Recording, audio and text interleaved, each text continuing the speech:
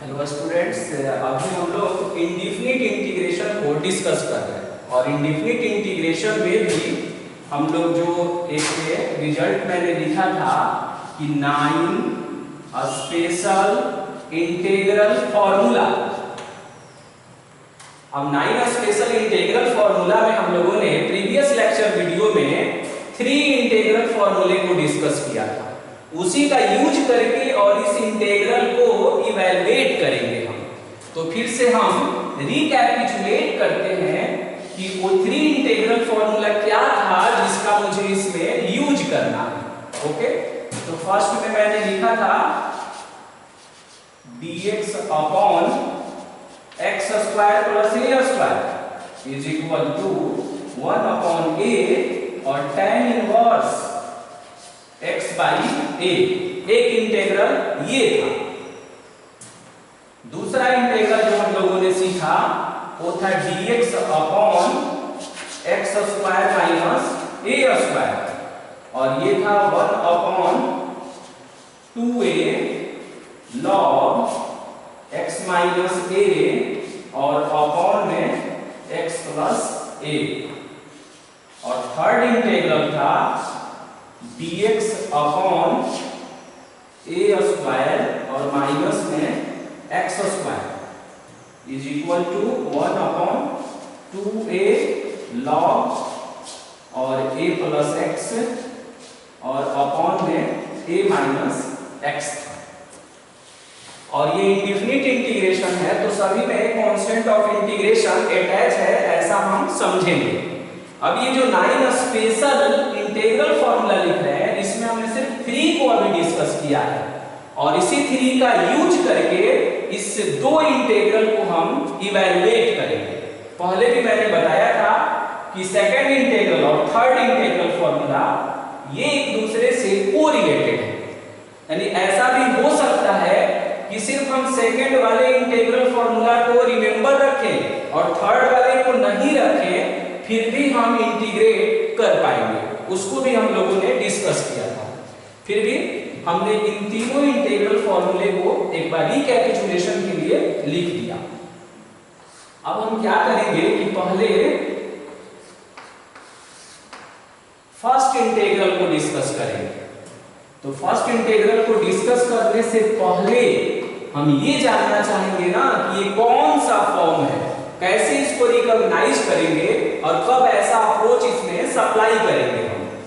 तो इसे आप ध्यान से देखेंगे तो ये इस तरह का सिचुएशन है। यहां पर हमने लिखा है px प्लस q।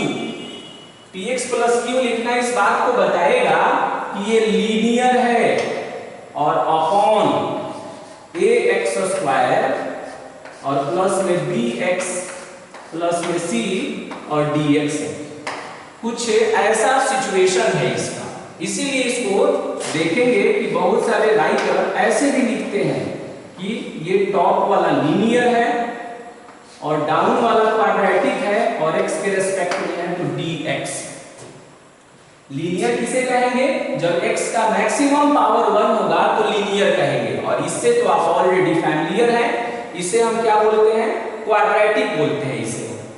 तो ये क्वाड्रेटिक है ax square plus bx plus c। ये क्वाड्रेटिक पॉलिनोमियल है और ये लीनियर पॉलिनोमियल है। अब इसको कंपेयर करेंगे तो देखिए ऐसा लग रहा होगा कि p के जगह पर 5 है, q के जगह पर -2 है और उसी के रिगार्डिंग क्वाड्रेटिक में भी सेटिंग है। तो जब भी ऐसा इंटीग्रल इवैल्यूएट करने के लिए आवे तो उस इंटीग्रल को पहले हमने एज्यूम कर लिया कैपिटल I और 3x स्क्वायर प्लस में 2x प्लस 1 और dx। उसके बाद हम क्या करेंगे कि जो इसका न्यूमरेटर है ना उस न्यूमरेटर को यहाँ एजम्पशन करेंगे। अब न्यूमरेटर में कितना है? 5x माइनस 2, यानी अंश में जो रहेगा उसे यहाँ लिखेंगे हम। और हम ऐसा इमेजिनेशन करेंगे कि मेरा न्यूमरेटर अगर ऐसा होता तो हम इंटीग्रेट कर पाते a into dc of denominator और प्लस में b। हम चाहते हैं कि जो न्यूमरेटर है यानी 5x - 2 है कुछ इस तरह का सिचुएशन क्रिएट करे। अब है कहेंगे कि क्यों ऐसा करें, ऐसा करने से मुझे क्या बेनिफिट होने वाला है, क्यों ऐसा हम करेंगे, तो इसका भी आंसर हम देंगे, बट पहले हम इसे सेट करेंगे। डिनोमिनेटर को शॉर्ट में dr लिखे हैं और डिनोमिनेटर का मतलब होगा हर। हम चाहते हैं कि यहाँ a का मतलब है कांस्टेंट, a इंटू डिनोमिनेटर का dc और प्लस में b, ऐसा सिचुएशन रहे यहाँ पर। अगर ऐसा रहेगा तभी ये इंटीग्रेबल होगा। ओके, तो देखते हैं इसे कैसे सेट करेंगे हम। 5x - 2 अब है कि a इंटू और dc ऑफ डिनोमिनेटर, इस ये डिनोमिनेटर है, इसका dc निकालिए, मतलब कि इसे डिफरेंशिएट करिए, तो x स्क्वायर का कितना होगा 2x और ये 3 है, कितना हो जाएगा 6x। 2x का dc 2 होगा और 1 का dc 0 होगा, उसे लिखने की जरूरत नहीं है, और प्लस में b। यहाँ 5x - 2 है, a से मल्टीप्लाई करेंगे तो 6ax हो जाएगा और प्लस में हो जाएगा 2a और प्लस में b। अब ना इसमें हम फ्रेंडशिप कराएंगे, x का कोफिशिएंट कितना है तो आप बोलेंगे 5, इसमें x का कोफिशिएंट कितना है आप बोलेंगे 6a। अब इन दोनों का ना इंगेजमेंट करा देंगे हम, हो गया। अब इसमें देखिए, इसमें कांस्टेंट टर्म कौन है 2 और इसमें कांस्टेंट टर्म कौन है 2a प्लस b। इसका मतलब ये हुआ कि 6a जो है 5 को कॉरेस्पॉन्ड करेगा और 2a प्लस b -2 को कॉरेस्पॉन्ड करेगा। इसको हम लिखते हैं कि equating the coefficient of like terms, यानी लाइक टर्म के कोफिशिएंट को हम बराबर कर लेंगे इसमें, और कोफिशिएंट का मतलब गुणांक होता है। तो यहां से आएगा 6a = 5, then we get a = 5/6, और यहां से आएगा 2a प्लस b = -2। a का वैल्यू 5/6 रखिए तो 2 × 5/6 है और प्लस में b = -2। तो b का जब हम वैल्यू निकालेंगे तो ये हो जाएगा -2 और 2 से 3 टाइम्स में कट जाएगा, तो ये होगा माइनस में 5/3। इसे सॉल्व करेंगे तो ये आएगा माइनस में 11/3। तो मैंने बोला भी था कि a और b कांस्टेंट होता है, तो a और b का जो वैल्यू है वो कांस्टेंट के फॉर्म में आया है। जब हम a और b को इवैल्यूएट कर लेते हैं तो यहां से 5x - 2 को हमने क्या एज्यूम किया था a × 6x + 2, तो a का वैल्यू 5/6 है और अपॉन में 6x + 2 और प्लस में है b, प्लस में कितना है b, तो प्लस और b का वैल्यू कितना है माइनस में 11/3 हो गया ये। अब हम क्या करेंगे कि जब ये वर्क डन हो जाएगा तो अब हम न्यूमरेटर के जगह पर इसे सब्स्टिट्यूट कर देंगे, तो बताइए कितना आएगा 5/6 6x + 2 माइनस में 11/3 और अपॉन में देखिए 3x² और प्लस में 2x प्लस में 1 और ये dx हो जाएगा। दोनों पर इंडिविजुअली से ऑपरेट करेंगे, और आपको तो मालूम है कि इंटीग्रेशन में अगर प्लस रहे या माइनस रहे तो इंटीग्रेशन को हम सेपरेटली अप्लाई कर सकते हैं। देन 5/6 से कांस्टेंट होगा और ये होगा 6x + 2 और अपॉन में 3x² प्लस में 2x और प्लस में 1 और dx माइनस में 11/3 कांस्टेंट है और dx से मल्टीप्लाई करेंगे तो dx, और ये पूरा अपॉन में यहाँ लिखना पड़ेगा 3x² प्लस में 2x और प्लस में 1। ओके, और यहाँ पर फिर हम ब्रैकेट को क्लोज करेंगे। अब देखिए 5/6 हुआ। प्रीवियस लेक्चर वीडियो में आपने देखा था कि जब डिनोमिनेटर का डीसी न्यूमरेटर में प्रेजेंट रहेगा तो वहां लॉगरिथम अप्लाई करेंगे, यानी लॉग। तो चेक करिए इसका डीसी मौजूद है कि नहीं, तो इसका डीसी होगा 6x + 2। अब आप समझ गए होंगे कि क्यों ऐसा सेट किए थे, क्योंकि अगर डीसी यहां सेट करेंगे ना तो फिर ये इंटीग्रेट कर पाएंगे। अगर ऐसा नहीं सेट किए रहते तो फिर ये फॉर्मूला यूज ही नहीं होता।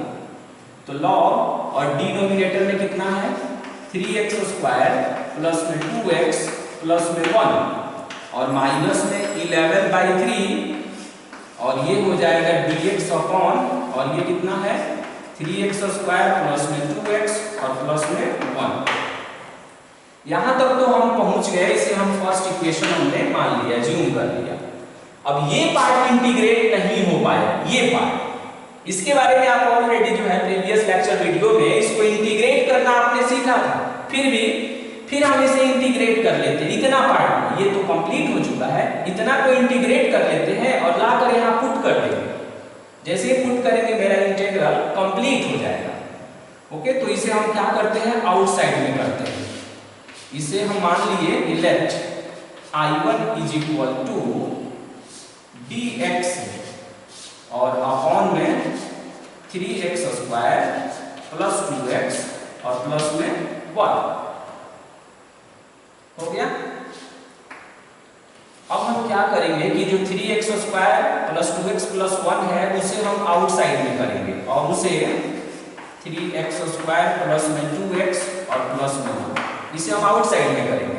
और 10th वाले कॉन्सेप्ट को लगाएंगे जिसमें आप लोग पढ़ते थे बाय कंप्लीटिंग द स्क्वायर, जिसे हम बोलते थे कि पूर्ण वर्ग विधि द्वारा मूल ज्ञात करना। उस अप्रोच को यहां अप्लाई करेंगे जो पहले भी मैंने बताया था। इसके लिए बेस्ट वे क्या है कि x² का जो कोफिशिएंट है ना उसका कॉमन बनेगा। ओके, देन कॉमन करने के बाद बोलिए क्या आएगा, x²। जहां कॉमन नहीं होगा वहां हम डिवाइड कर देते हैं, तो 1/3। ओके, अब हम इसे ट्रांसफॉर्म करेंगे। 3 हो गया, ये कितना है x² प्लस में 2x, मतलब कि a² प्लस में 2a और b के लिए बॉक्स बना है। अब आप बताइए कि उस बॉक्स में क्या भरे ताकि मल्टीप्लाई होने के बाद फिर ये आ जाए 2x/3 आ जाए। तो आप बोलेंगे कि 1/3 फ्री कर दीजिए, हो गया 2ab हो गया। फॉर्मूला बोलिए, और क्या होता है फॉर्मूले में, तो फॉर्मूले में होता है प्लस में b²। और इस चीज को आपने अपने से लिखा है तो सेम चीज को माइनस में लिखेंगे जो आप ऑलरेडी पहले भी पढ़े हैं, और प्लस में हो गया प्लस में 1/3 जो यहाँ था। अब देखिए ऐसा करने से ये फॉर्मूला क्रिएट कर रहा है a प्लस b का होल स्क्वायर। कहां तक, यहां तक, यहां से लेकर और यहां तक देखेंगे कि ये a प्लस b का होल स्क्वायर का फॉर्मूला क्रिएट कर रहा है। तो 3 हुआ और ये होगा x प्लस 1/3 का होल स्क्वायर। इसे सिंप्लीफाई करें तो माइनस में 1/9 और प्लस में 1/3, एलसीएम होगा 9 माइनस 1 और प्लस में 3 आएगा, तो ये होगा 2/9 हो जाएगा। ओके, तो क्या करेंगे इसके जगह पर हम डायरेक्ट लिख देंगे 2/9 हो गया। अब हमने इसे ट्रांसफॉर्म कर लिया। अब ऐसा करने से इंटीग्रल पर क्या प्रभाव पड़ने वाला है, तो I1 कितना हो जाएगा dx/3 और ये हो गया x प्लस 1/3 का होल स्क्वायर प्लस 2/9 है। तो 2/9 को देखिए कैसे लिख रहे हैं, रूट में 2 और अपॉन में 3 का होल स्क्वायर और ब्रैकेट क्लोज।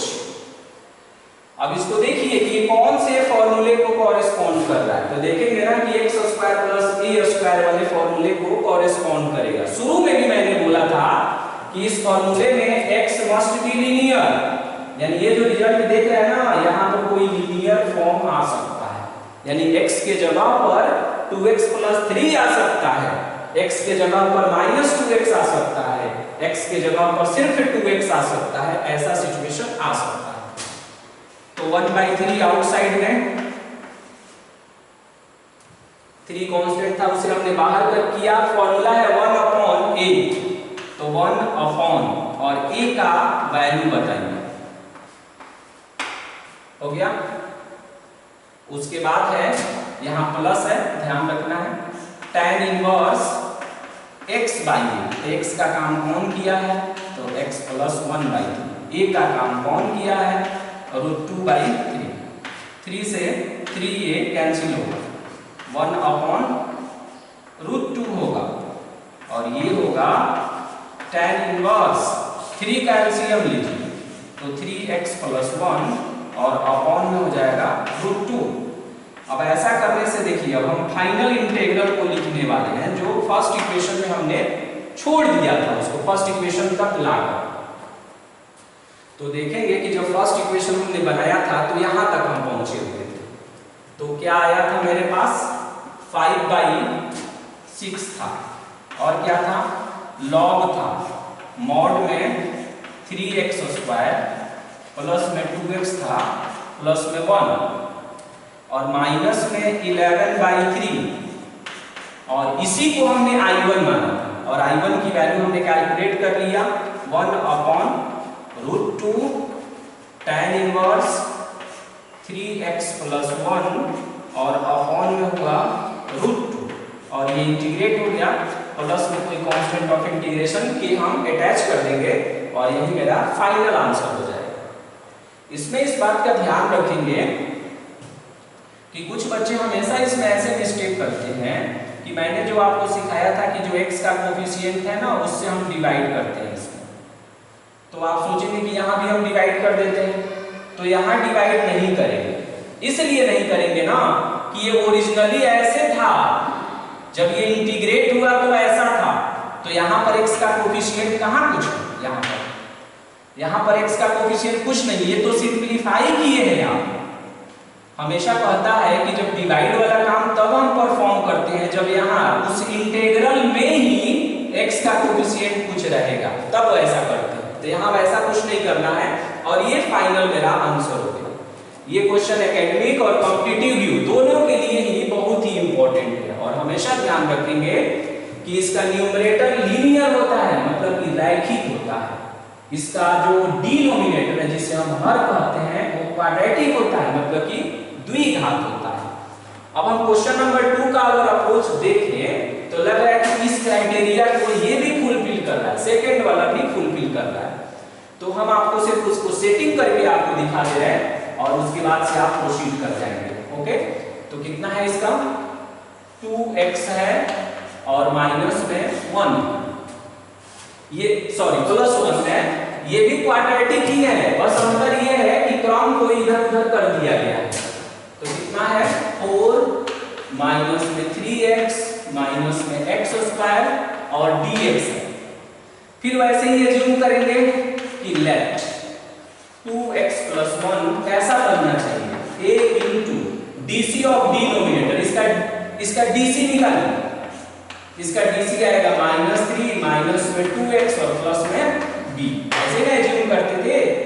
अब ये 2x + 1 हो गया, मल्टीप्लाई करेंगे तो देखेंगे कि माइनस में 2ax माइनस में 3a और प्लस में b, सजा दिए हम। अब देखिए x का कोफिशिएंट और फिर यहाँ पर भी x का कोफिशिएंट, तो x का कोफिशिएंट है 2 और यहाँ x का कोफिशिएंट है माइनस में 2, तो a का वैल्यू हो जाएगा -1। ओके, b के लिए देखिए, b ये कांस्टेंट टर्म है, तो इसका एंगेजमेंट किसके साथ होगा, माइनस में 3a + b = 1, तो b का वैल्यू हो जाएगा 1 + 3a, तो 1 माइनस, और a का वैल्यू -1 तो -3, और ये हो जाएगा -2। ऐसा जब करेंगे तो आपका इंटीग्रल देखिए कैसा बनेगा, 2x + 1 है, 2x + 1 को कट करके वहां क्या पेस्ट करेंगे, a का वैल्यू -1 और कितना है -3 - 2x प्लस में b है, और b का वैल्यू कितना है -2 और अपॉन में है 4 - 3x माइनस में x स्क्वायर और फिर यहाँ पर dx हो जाएगा। हो गया। अब फिर इसे हम क्या करेंगे, पहले की तरह दोनों पर इंडिविजुअली ऑपरेट कर देंगे। एक डायरेक्ट इंटीग्रेट हो जाएगा और दूसरा वाला फंसेगा, तो फिर उसे आप I1 एज्यूम करेंगे और जैसे हमने प्रोसीड किया वैसे ही प्रोसीड करके इसे भी इवैल्यूएट कर लेंगे। एक चीज यहाँ ध्यान से जब देखेंगे तो मालूम चलेगा कि ये जो a और ये जो b का वैल्यू है, जब हम इसमें मल्टीप्लाई करके और इसे जब सिंप्लीफाई करेंगे ना तो ये पहले की तरह बन जाएगा। करके देख लीजिए, -1 को -3 से करिए, क्या आएगा, +3 आएगा। +3 और -2 देखिए 1 आएगा। -2x है, माइनस से मल्टीप्लाई करेंगे तो प्लस में 2x आ जाएगा। तब आप ऐसा नहीं करिएगा कि फिर मल्टीप्लाई कर दीजिएगा, फिर मल्टीप्लाई कर देंगे तो पुनः वही चीज आप रिकवर हो जाएगा। ऐसा नहीं करना है। एक तो हम अपने फायदे के लिए इसे सेट किए, तो फिर उसे पहले की तरह हम नहीं करेंगे।